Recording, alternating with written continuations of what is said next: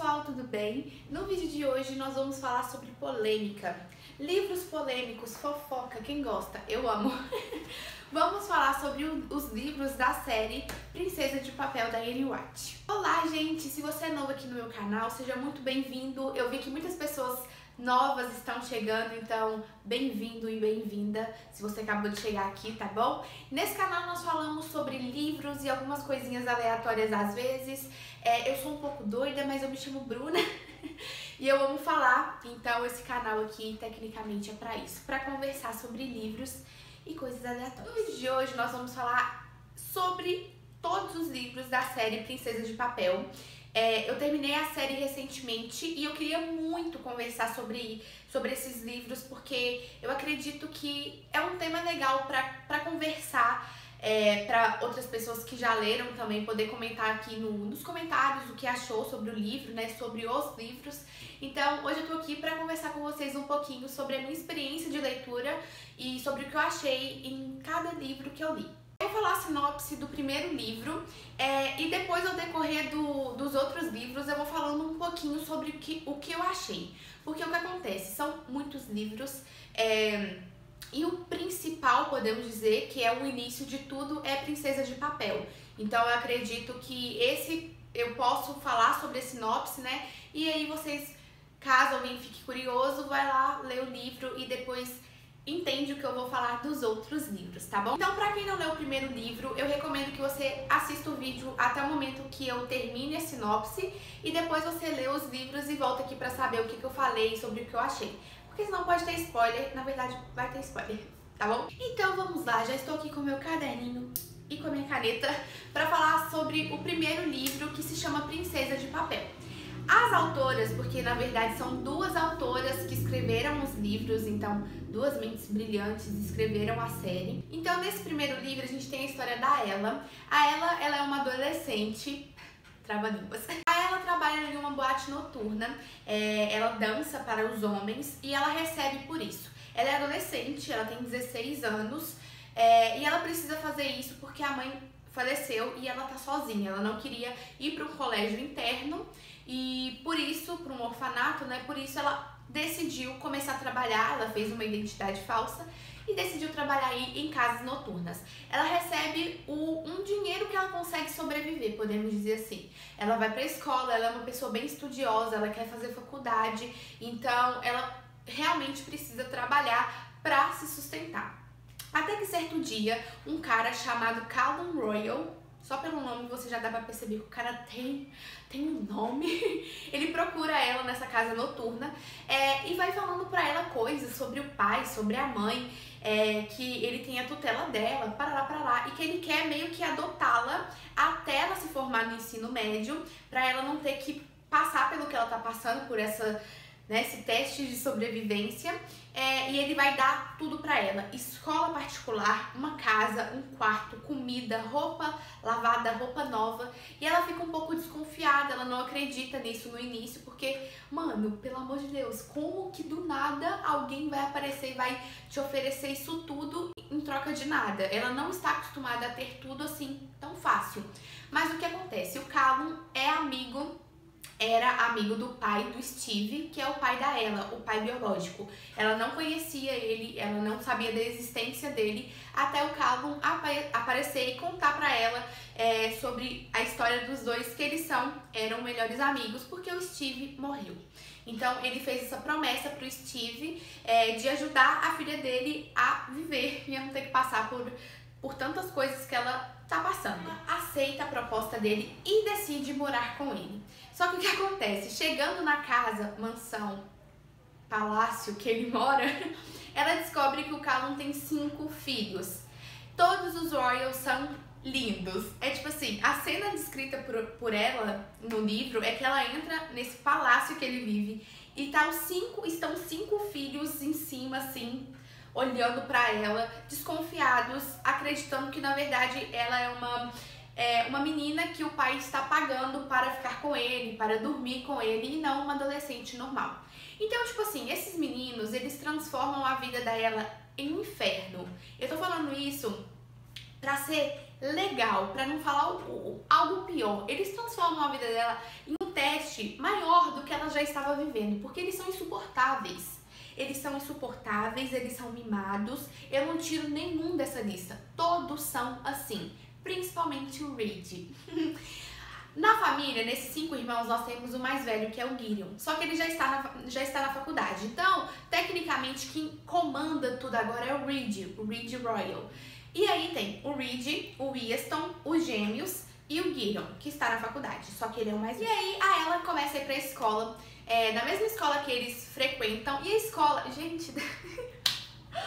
Meu Deus, a escola... deveria se chamar lugar onde nós vamos fazer bullying com as pessoas e elas provavelmente vão se sentir uma merda. Porque, sério, ninguém da escola é 100% bom. Todo mundo quer algo em troca, todo mundo quer ser popular, porque eles são muito ricos. Gente, todo mundo que está nessa escola, eles são ricos, milionários. Os pais são, tipo, muito ricos. O próprio Callum, ele é muito, muito, muito rico. Então, todos os Royals são ricos e nessa escola eles são reis da toda. E a história começa a ficar interessante porque algumas coisas começam a vir à tona. Principalmente o segredo desses meninos, porque eles perderam a mãe se suicidou. Então, essa morte impactou a vida desses adolescentes em formas diferentes. O Easton, por exemplo, ele é um adolescente que ele bebe e usa muitas drogas, então ele é um viciado, tanto em bebida, ele é alcoólatra e ele é um adolescente. E o pai, ele é totalmente negligente, tipo assim, a mãe estava em uma depressão profunda e ele simplesmente foi trabalhar. Depois arrumou uma amante, que é a atual dele nos dias atuais, e tipo assim, foda-se meus filhos, minha mulher, eu quero não quero ter que, lidar com nada. Então é tipo assim, é uma família extremamente quebrada, literalmente. Eles precisam urgentemente de terapia, eu não estou brincando, eu estou falando todos. E as coisas começam a ficar interessantes, porque aí ela vai pra escola, ela até cria um vínculo de amizade, mas ela também cria muitos inimigos, podemos dizer assim, porque ela tá na família mais foda da escola e ela convive com os garotos mais fodas da escola. Eles são tipo assim, gente, onde eles passam, as meninas querem ficar com eles, então tipo assim, é aquela coisa de status. E aí nessa trilogia nós temos 3 livros: Princesa de Papel, Príncipe Partido, Broken Prince, eu sei inglês, então eu confundo às vezes, e tem Palácio de Mentiras. Essa trilogia conta a história da Ella e o que vai acontecer do primeiro livro até o último. Então, as coisas vão se desenvolvendo, segredos são mostrados pra gente e cada vez mais aprofundando a vida dela com a vida do Reed e com a vida dos Royals em geral. E aí nós temos os spin-offs, que são histórias contadas a partir do fim daquele terceiro livro, que é Palácio de Mentiras, só que na perspectiva de outros personagens. Então, nós temos 2 que é contado na narrativa do Easton e o último que é contado na narrativa do Gideon. E o que acontece? Se vocês me perguntarem assim, Bruna, você gostou da série em geral? Eu posso dizer que mais ou menos. Eu acho que é uma história muito problemática, e às vezes eu sinto que a autora passa um pano, sim, pro livro, pra história em geral, pra situação dos personagens. O segundo livro, aí a gente já tem uma perspectiva diferente, que também tem a narração do Reed, então ele conta um pouco mais sobre o seu ponto de vista nas coisas. Só que eu acho que em nenhum dos livros, tudo que esses meninos passaram, nada justifica a forma de agir. Então, vamos lá, sentei porque lá vem história, vou falar o que eu acho na real. É o seguinte, eles sofreram demais, a mãe se suicidou e eles tiveram que lidar com a depressão dela antes, e eles eram novos, assim, eles não tiveram o apoio do pai, então eles tiveram literalmente que suportar tudo sozinho, só que cada um suportava de uma forma, Então, assim, eu acho que a história foi se passando, foram chegando personagens novas, e eu digo isso no feminino mesmo. O que me deixa extremamente sufocada é a necessidade desses garotos de colocarem a menina, a namorada, a ficante, eu não sei, como um ponto de apoio, como uma âncora. É uma dependência emocional, é visível a dependência emocional que todos, eu não tô dizendo só o Reed, eu não tô falando só o Easton, eu tô falando de todos, inclusive o pai, depositam nas mulheres que estão na vida deles. Então, tipo assim, eles não conseguem lidar com o sentimento, eles não conseguem lidar com a dor que eles estão sentindo, que eles tentam esquecer mandando na vida das meninas que eles estão juntos. Eu gosto de entender na minha cabeça que as personalidades de cada um dos Royals são extremamente doentias, porque eles tratam as pessoas mal, tipo assim, não estão nem se lixando pro sentimento do outro, e o que importa é o ambiente familiar deles. O que importa é como eles estão, como a imagem deles vão ficar e as pessoas que eles gostam. Por um lado, isso é bem admirável, esse amor pela família, só que ao mesmo tempo não é assim que as coisas funcionam. Você não pode machucar uma pessoa de fora e sua família tá ok. Então, tipo, não tem... foda-se o sentimento do outro, né? Eu gosto de colocar o exemplo do Gideon, que no livro dele, Coroa Manchada, a gente teve total perspectiva do que ele fez com a Savannah e como ela ficou. E, tipo assim, as autoras simplesmente não comentaram sobre o que ele fez, não explicaram. Ele comentou na cabeça dele, mas ele não comentou com a Savannah, eles não conversaram sobre, e era só aquela lutinha de eu te odeio, mas eu te amo, eu te quero, eu te pego, eu te quero, eu te pego, e acabou. Gente, cadê a solução do problema? Cadê a solução? Cadê a conversa? Não existia. Mas ao mesmo tempo eu não posso negar que a escrita das autoras é extremamente envolvente. No meu caso, eu não conseguia parar de ler nenhum livro. Isso foi do primeiro ao último. Eu juro pra vocês. Eu terminei Coroa Manchada em um dia. Gostei do livro?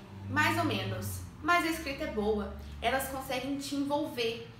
Porque o que você quer, literalmente, é a resolução do problema. Porque ali tinha problema. Então você fica mexido com o que está acontecendo na história e você busca a solução. Você quer saber o que eles vão fazer, o que os personagens vão arrumar. Acaba que no final não teve muita resolução, mas a escrita das duas autoras é magnífica. Tipo assim, pra mim é uma das escritas que eu mais consigo me envolver mesmo e ler o livro rápido.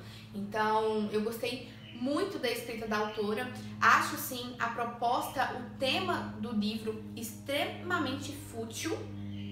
Talvez fútil pode até parecer uma palavra um pouco pesada, mas eu acredito que seja fútil porque a partir do momento que não tenha uma evolução, não tem como ser uma história evoluída. Então fica naquela mesmice. Explicando um pouquinho sobre isso, eu acho que é até importante para que eu não fique grossa no vídeo, parecendo que eu estou menosprezando o trabalho das autoras. Não é isso, tá, gente? É porque em todos os livros eu não consigo ver uma evolução dos personagens. Porque não acontece uma... Por exemplo, a Ella e o Reed namoraram, ela e o Reed se casaram. Isso não é evolução. Isso não é evolução, isso é um acontecimento. Um acontecimento. Eles namoraram, noivaram, casaram. Mas cadê a evolução dos personagens? Cadê a evolução do Reed? Não teve aprofundamento pra isso, sabe? Pra eu sentar aqui e falar com vocês. Nossa, porque o Easton, meu Deus, sabe? Tiveram livros pra isso, principalmente do Easton. O Easton, ele tá presente desde o primeiro livro. E ele teve 2 livros solos pra ele contar, pra ele narrar. E era sempre a mesma coisa. Ele bebia, se arrependia, vou parar. Ele voltava e bebia de novo. Eu sei que isso é um vício, gente, mas então procura ajuda. Por que a autora não colocou isso no livro? Eu fico sufocada, sabe? Porque a mãe se suicidou por causa disso. Então ela tinha que colocar uma forma de resolução de problema. E não, ela só mostrava cada vez mais o vício do Easton, um vício, a dependência emocional dos meninos em outras meninas. E ainda me coloca um acidente, nada a ver, me coloca um dos gêmeos quase morrendo, o garoto fica insuportável no livro, ele fica insuportável no livro, e é uma justificativa linda que ela dá, e tipo assim, meu Deus. Pra finalizar, gente, pra não me estender demais, se eu pudesse dar uma nota de até 5 estrelas, eu daria 2 estrelas e metade de uma, 2,5 pra essa série em geral. Eu gosto do Easton, eu amo o Easton. Eu acho ele totalmente trouxa às vezes, um idiota, um completo idiota, mas eu gosto do personagem, porque eu acredito que se as autoras tivessem, sabe, trabalhado um pouquinho mais no Easton, ia ser incrível, porque a história dele era uma história que merecia ser contada e que a gente merecia ver a evolução do personagem, e infelizmente não teve isso. Eu gosto muito dele, ele é o meu Royal favorito, inclusive eu até sonho com ele às vezes, que eu vou me casar com ele. Mas eu daria 2,5 de estrelas, porque eu não acredito que a série teve uma evolução. Então, pra mim, ficou no igual, do primeiro livro até o último. O que mudou foram os acontecimentos, e não a evolução dos personagens. É isso, gente, eu espero que vocês tenham gostado, e eu entendo que algumas pessoas possam ter opiniões diferentes que a minha, mas eu peço que vocês respeitem, até porque eu respeito a sua, e isso é o legal da gente sentar aqui e conversar e debater sobre livros assim, né? Sua opinião pode ter sido diferente da minha, talvez você gostou do 4º livro e eu não tenha gostado tanto, do último livro e eu não gostei. Mas é isso, eu espero que vocês tenham gostado. Se você gostou, deixe seu joinha, se inscreva no canal se você ainda não é inscrito e me siga no Instagram, tá bom? Um super beijo, tchauzinho e até mais!